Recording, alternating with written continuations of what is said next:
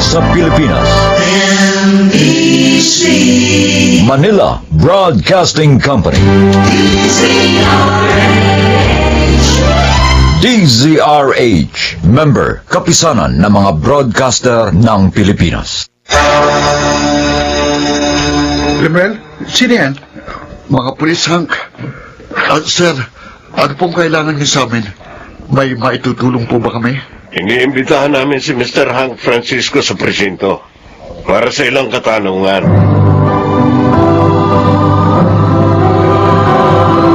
Handog ng DZRH ang dulang sa kanyang panahon. Mahirap mapagbintangan sa kasalanang hindi mo naman ginawa.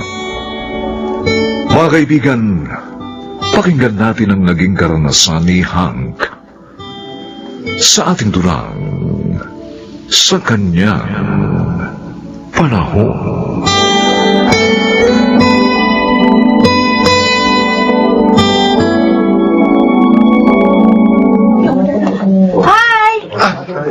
Yula? Ikaw pala? Uy, Opo ka. nabasa ko na yung sulat mo, ha? Ang cute naman. At saka ang sweet ng nakalagay. Pero, hindi ko lubos maisip. Friendly letter lang yun. Mamaya kita re-replyan. Matutuwa ko sa i-reply ko. Mabuti naman nagustuhan mo yung way ko ng pag-reach out sa'yo. Old school pero tago sa puso. Tomo! Ano? Hindi ka naman natatakot sa akin? Hindi naman ako natatakot eh. Kinakabahan lang. Buti nga nag-improve ka na eh. Hindi tulad nung dati na saksakan ka ng torpe. Iba talaga pag si Lemuel ang mentor mo. Hank, talaga bang friendly letter lang yung sulat mo? Baka naman love letter na yun, ha? Oh, bakit nagtamimi ka na naman? Yung letter na yun kasi, Kasi as in love letter talaga.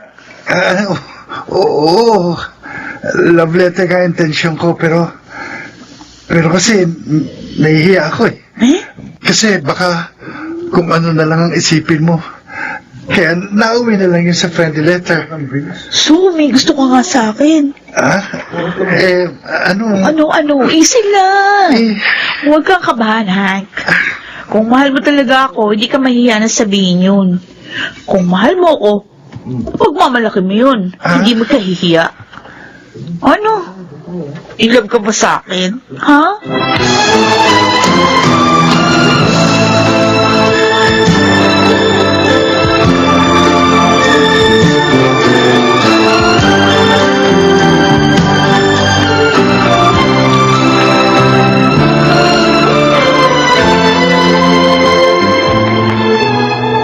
Hank, bakit malungkot ka?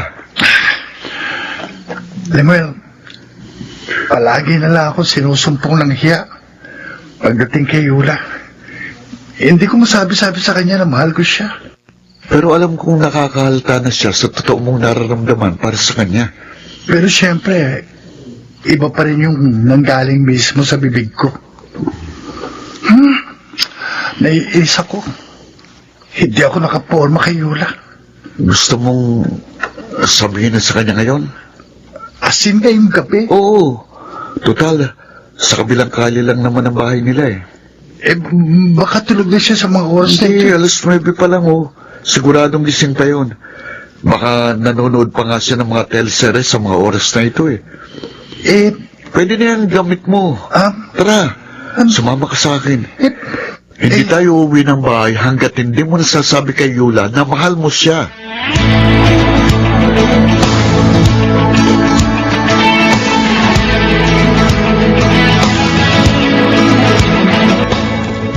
Lemuel, sarado na po ang bahay. Kaya nga tayo pupunta dito sa likod bahay eh. Baka nandun si Yula. Oh, nandito tayo. Oh, ayun si Yula oh. Natatanaw ko. Naghuhugas siya ng pinggan. Buti na lang talaga. At walang bakod ang bahay nila. Ika, lapitan natin. Psst, Yula. Yula! Ayan na si Yula. Lumabas at palapit sa atin. Uy! Ay, Ginagawa niyo dyan? wala lang. Napabisita lang. Meron kasing gustong sabihin sa itong si Hank eh. Talaga? Ano yun, Hank? Yula, Ano? aamin na ako sa'yo. Na? May gusto ko sa'yo. Matagal ko yung alam yun eh. Pwede ba kita maging Ano? Hank, hindi yan ang tinuro ko sa'yo. Ano ba? Gusto mong maging... Gusto mo ako maging girlfriend? Ganon? Oo, yun ang sasabihin ko. Naku po. Pwede ba? Ha? Oo naman. Pwede mo ako maging girlfriend. Aminin ko rin sa'yo. Gusto rin kita eh. Naghihintay nga lang ako na ikaw yung unang magsabi sa akin na gusto mo din ako. Talaga? Oo. Kung ganun, girlfriend na kita, ha? Sure. Ang bilis nyo, ha? Ang ina-expect ko, magliligawan pa kayong dalawa. Pero sige, maganda yan. At least walang kahirap-hirap. Ngayon girlfriend na kita, Yula. Ipinapangako ko, magiging mabuti akong boyfriend sa'yo. Talaga? Hindi ko sasayangin ang tiwala at pagmamahal mo sa akin.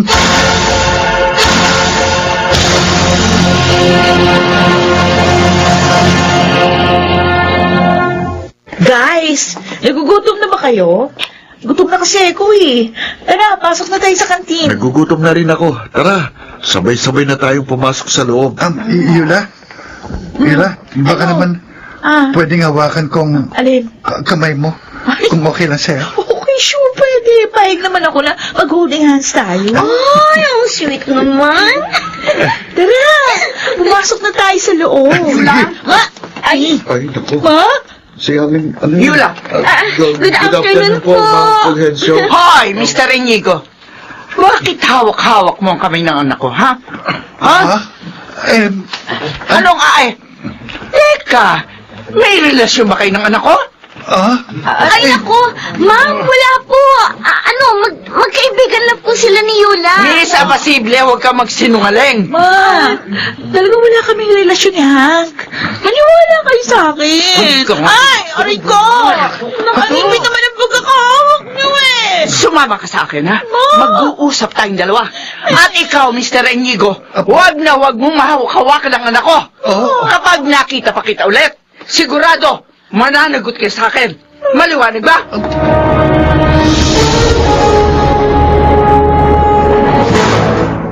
Hank, dito mo na lang ako hatid. Sigurado ka? Madilim at walang street light ang daan pauwi sa inyo. Nakakatakot kung mag-isa ka lang uuwi ng bahay nyo. Huwag ka mag-alala sa akin. Kaya ko namang umuwi kahit madilim yung kalsada. Tsaka, mas natatakot ako eh. Pag na-discover ni Mama na may relasyon pa rin tayo. Naintindihan ko. Sige, mag-iingat ka pa uwi, ha? Mag-iingat ako. Ikaw rin, ha? I love you, Hank. Mahal din kita, Yula. Ikaw ang pinakamagandang blessing sa akin ng Diyos. Maraming salamat. At akong pinili mong mahalin.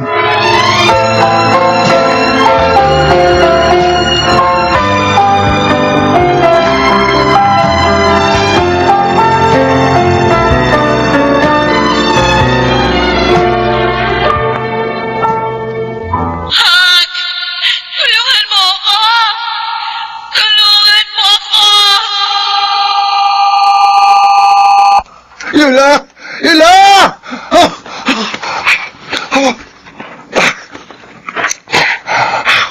Oh, Diyos ko. Panaginip lang pala. Pero nakakatakot yung panaginip kong yun. Kumusta na kaya si Yula? Teka, matawagan nga siya. The number you have dialed is either unattended or Cannot be reached ang cellphone. O Diyos ko, nakauwi kaya ng ligtas si Yula kagabi. Si Mengay tumatawag. Bakit kaya? Hello? Hello? Hank, alam mo na ba yung balita? Anong balita? Si Yula, Hank! Natagpuan patay sa creek ang girlfriend mo kaninang umaga! Ano sabi mo? Si Yula! Patay na!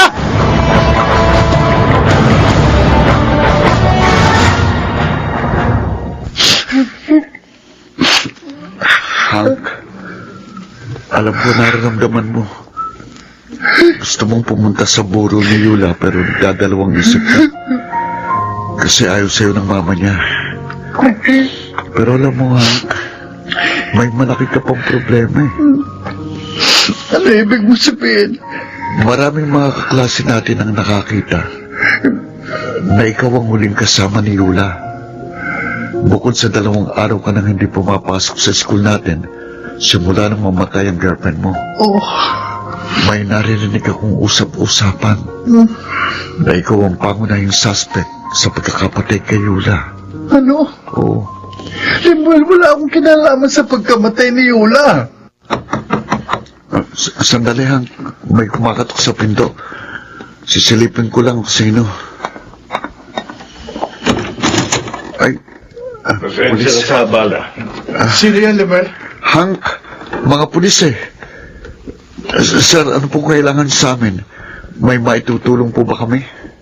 Iniimbitahan namin si Mr. Hank Francisco sa presinto para sa ilang katanungan tungkol sa pagkamatay ng biktimang si Yula Fulgencio.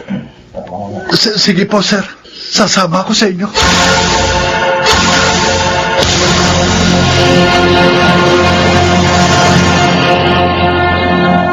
Hank, kumusta ka na dito? Naiinip na ako, Lemuel. Gusto ko na lumabas ng kulungan. Kailan daw pa ako makakalabas dito? Tatapatin na kita. Mukhang matatagalan ka pa bago makalabas ng kulungan. Ikaw lang kasi yung prime suspect sa pagkamatay ni Yula. Alam niyo namang hindi ko magagawa yun kay Yula. Mahal na mahal ko siya. At saka wala akong masamang motibo. Francisco, Ay, may bisita ka. namasita ka rin. Mrs. Fulgencio, Hindi ka pa rin ba aamin sa mga kasalanan mo? wala po akong kasalanan. Hindi ko po magagawang pumatay ng tao. At lalong hindi ko po magagawang saktan si Yula. Mahal na mahal ko pong anak ninyo. Sa palagay mo, maniniwala ako sa iyo? Opo, dahil yun po ang totoo. Sinungaling! Pinatay mo ang anak ko! Pinatay mo ang kaisa-isa kong anak! Ilang beses ko hubang sasabihin sa inyo na hindi ako ang pumatay sa anak ninyo. Maniwala kayo sa akin. Handa ko pong patunayan sa inyo na inosente ako. Ma'am, alam ko po nararamdaman nyo. Pero wag po sana tayo magpadalos-dalos ng emosyon. Hayaan muna natin gumulong ang investigasyon. At naniniwala akong walang kinalaman ng pinsan ko sa pagkamatay ng anak nyo. Hindi ako papayag na hindi ko makamit ang hustisya sa pagkamatay ng anak ko. Kung ikaw man ang pumatay sa anak ko, sinisiguro ko sa iyo, Hank, hindi ako titigil hanggat hindi ka nabubulok sa bilangguan!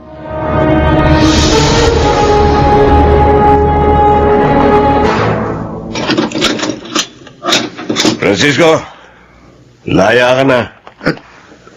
Laya na po ako, sir. Bakit?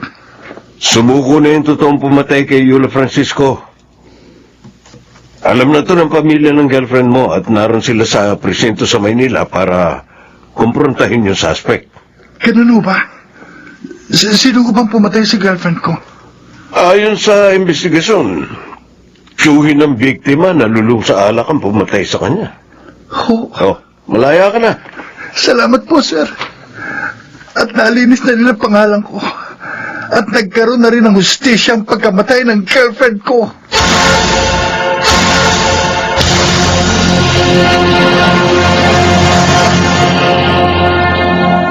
Gaano man katagal o gaano man kahirap ang iyong pinagdaraanan dahil sa kawalan ng hustisya, palagi mo lang tatandaan na lalabas at lalabas din ang katotohanan sa takdang panahon, sa kanyang panahon.